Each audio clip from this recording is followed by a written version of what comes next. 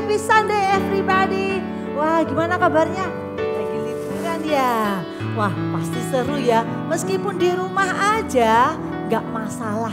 Liburan tetap seru ya.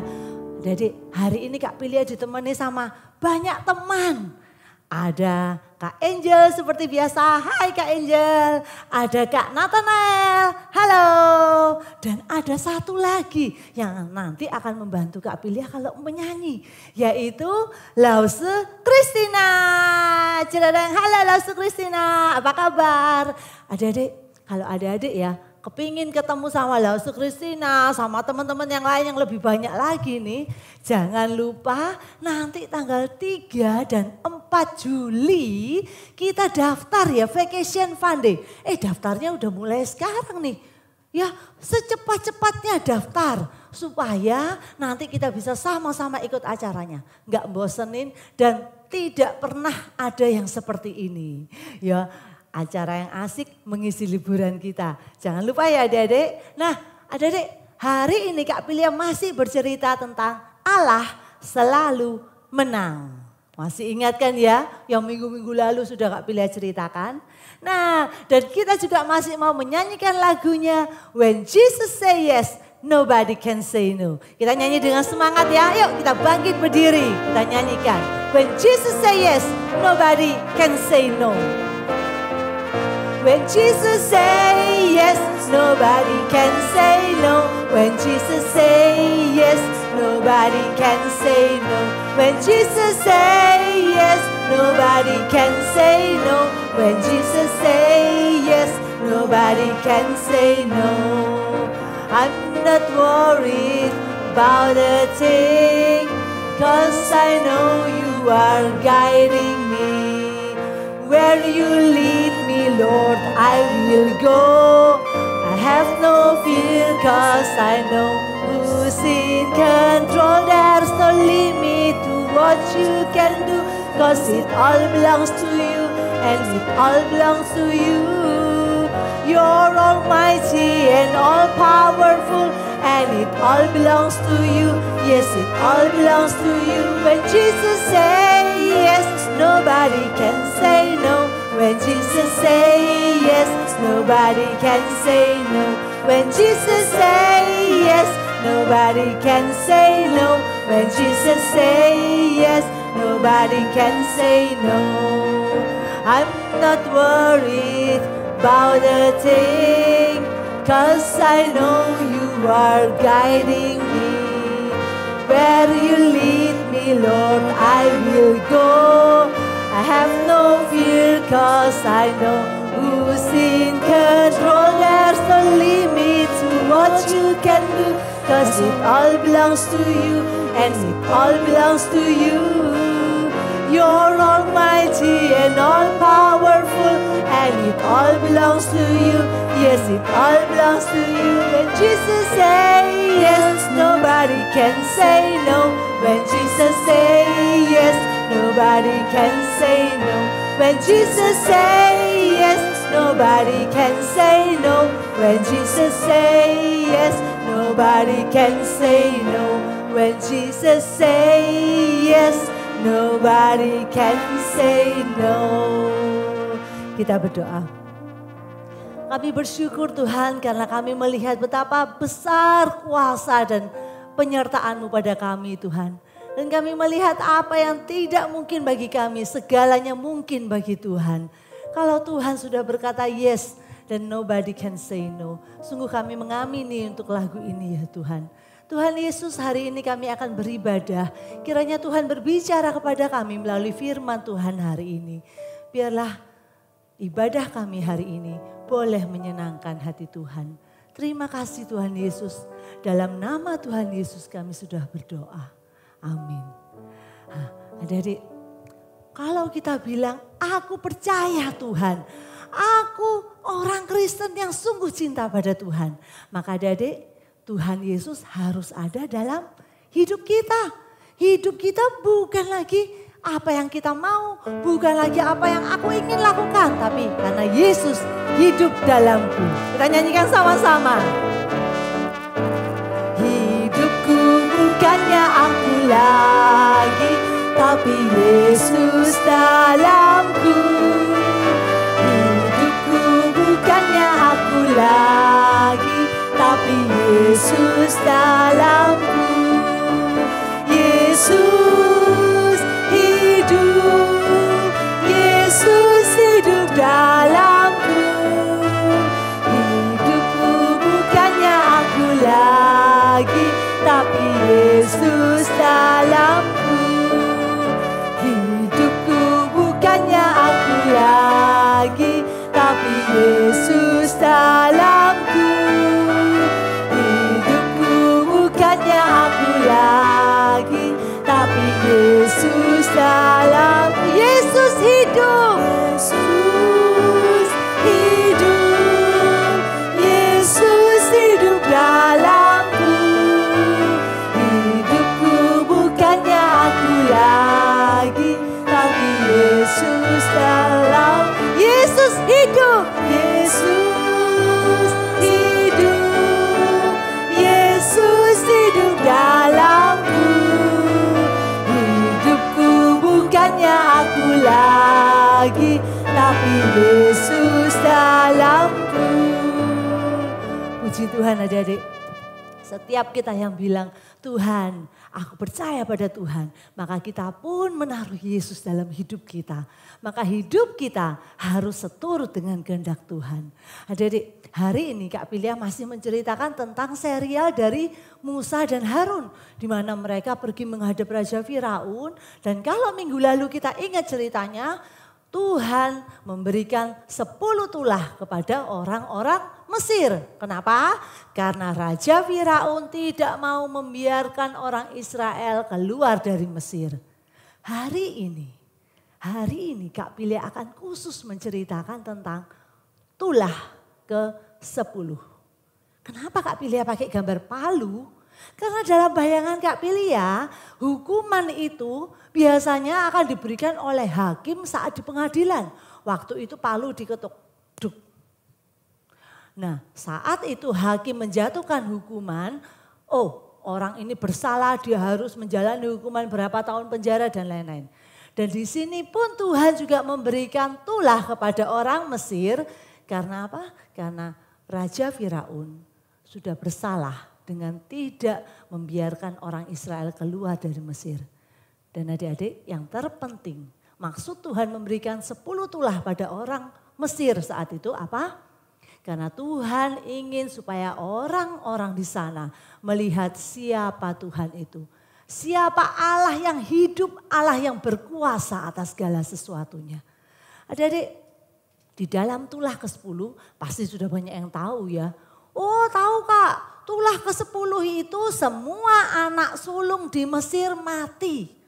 Tapi adik-adik tahu enggak, Tuhan itu enggak diam-diam tahu-tahu semuanya langsung mati, enggak loh.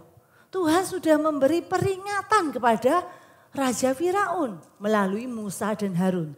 Coba Kak Pilih akan bacakan di dalam Keluaran pasal 11 ayat yang kelima.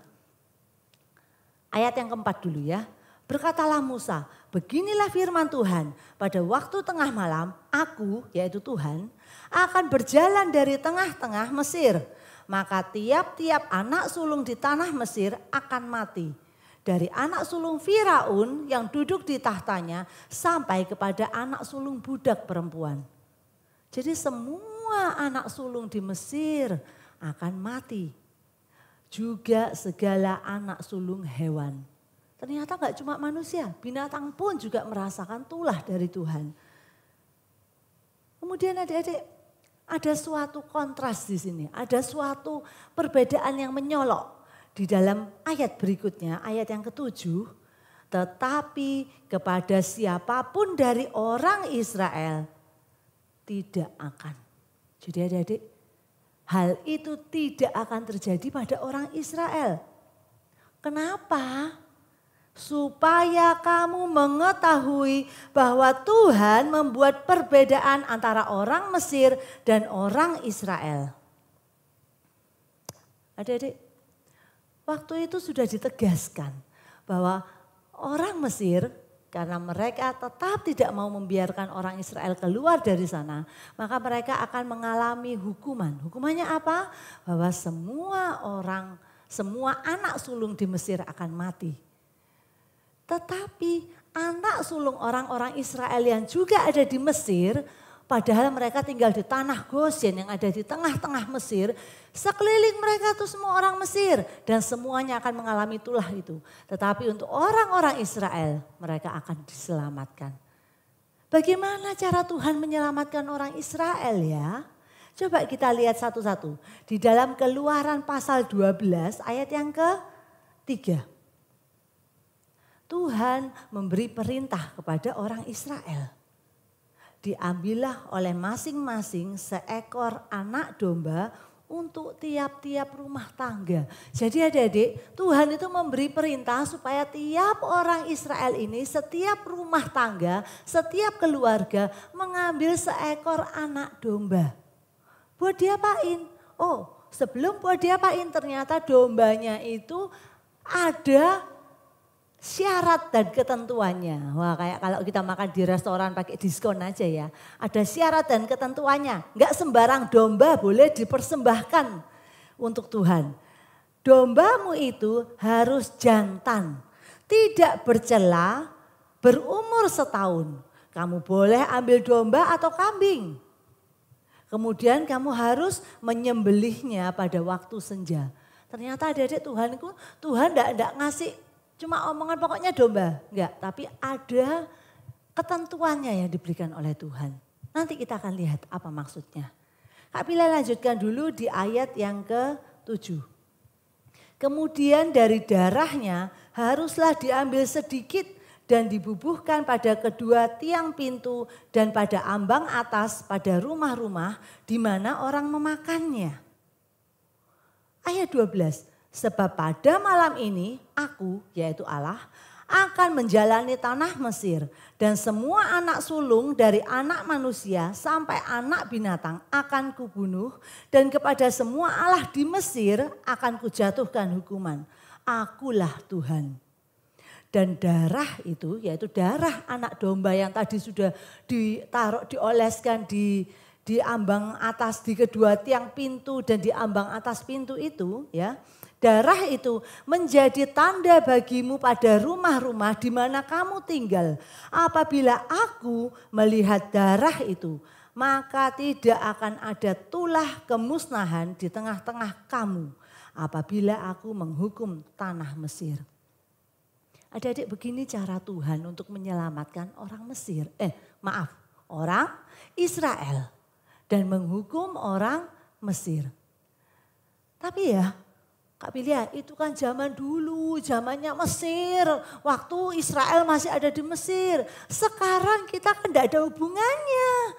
Siapa bilang? Ternyata ada hubungannya dengan kehidupan kita sekarang, adik-adik. Adik-adik, kalau kita ingat ya, tadi ceritanya Kak Pilia.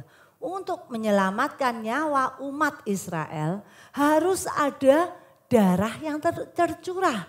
Harus ada korban yang diberikan bagi Tuhan. Apa korbannya? Seekor anak domba. Adik-adik, kalau adik-adik ingat cerita tentang Tuhan Yesus, pasti ingat dong ya. Untuk menyelamatkan semua manusia di bumi, juga ada darah yang tercurah. Darah siapa? Darah Tuhan Yesus yang mati di salib. Untuk siapa? Untuk kamu, untuk saya, untuk semua orang yang kita tahu. Darah yang tercurah kalau dulu adalah seekor anak domba, tapi sekarang kita pun sudah mengalaminya. Darah yang tercurah untuk menyelamatkan kita. Darah siapa? Darah Yesus. Adik-adik, tadi ada syarat dan ketentuannya anak domba. Ingat kan? Tidak bercela. Ada yang harus jantan, terus harus berumur 1 tahun. Adik-adik, kira-kira kenapa ya kok harus domba yang tidak bercela? Tidak bercela itu artinya harus yang kudus, harus yang suci. Dan adik-adik, kalau adik-adik tahu cerita tentang Yesus, Yesus memenuhi segala syarat dan ketentuan sebagai korban yang berkenan kepada Allah. Kalau domba yang diberikan itu harus tidak bercela, harus kudus.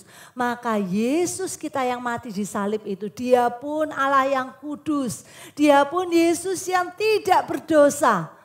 Maka adik-adik kita lihat, domba tidak bercela. Yesus lebih-lebih dia tidak pernah berbuat dosa. Tadi domba itu harus berumur 1 tahun. Kenapa kok 1 tahun? Karena itu adalah umur yang terbaik untuk memberikan persembahan pada Tuhan. Untuk diberikan sebagai suatu persembahan korban bakaran bagi Tuhan. Waktu itu Yesus berada pada masa terbaiknya. Pada saat Yesus melayani orang banyak. Dan pada saat itu dia mati di kayu salib. Yesus berada di masa-masa terbaiknya. Pada saat dia melayani kita, melayani orang-orang banyak, melayani Allah. Dan saat dia pun mati, berkorban untuk kita disalib. Adik-adik kalau misalnya adik-adik tahu pada agama-agama lain, ada yang diberikan korban. Mereka memberikan ada kadang kambing, domba, sapi untuk apa? Untuk menghapus dosa. Tapi adik-adik, dalam agama yang kita percaya, dalam Yesus yang kita kenal itu, Yesus sendiri sudah menjadi korban untuk menebus dosa manusia. Bahkan Yesus sudah mati untuk kita saat kita masih berdosa. Nah adik-adik, kalau pada zaman Israel mau keluar dari Mesir, itu mereka merayakan suatu acara yang namanya Paskah. Wah, Paskah itu tahu Kak Pilia, Paskah itu kebangkitan Tuhan Yesus. Tapi adik-adik, pada saat zaman orang Israel hidup di Mesir, makna Paskah bukan karena kebangkitan Yesus. Jelas karena Yesus waktu itu belum turun ke dunia. Waktu itu apa yang terjadi pada Paskah pada saat zaman orang Israel di Mesir? Pada saat itu maknanya adalah umat Israel keluar dari perbudakan di Mesir. Pada saat itu umat Israel itu merayakan Paskah yang berarti apa? Mereka bisa keluar dari perbudakan di Mesir. Mereka harus kerja keras di Mesir, mereka harus kerja paksa dan mereka boleh keluar dari itu semua. Bahkan keluar dari Mesir menuju ke tanah mereka sendiri. Bagaimana dengan kita saat ini? Apa makna Paskah bagi kita? Orang Kristen keluar dari perbudakan dosa. Adik-adik, mungkin kita sekarang gak akan keluar dari Mesir, jalan keluar dari Mesir enggak. Tapi adik-adik kalau adik-adik menyadari kita pun juga mengalami perbudakan saat ini. Mengalami apa yang dipaksakan pada kita, mengalami apa yang salah yang kita lakukan. Yaitu perbudakan dosa. Wah, dosa membuat kita ini harus kayaknya hidup kita di hadapan Tuhan itu sudah gak karu-karuan. Karena apa? Dosa. Maka di sini Tuhan tunjukkan ini loh, kamu keluar dari perbudakan dosa. Yang kedua adik, makna Paskah bagi orang Israel apa? Mereka memiliki identitas yang baru. Identitas itu apa? Identitas itu kayak pengenalan dirinya yang baru.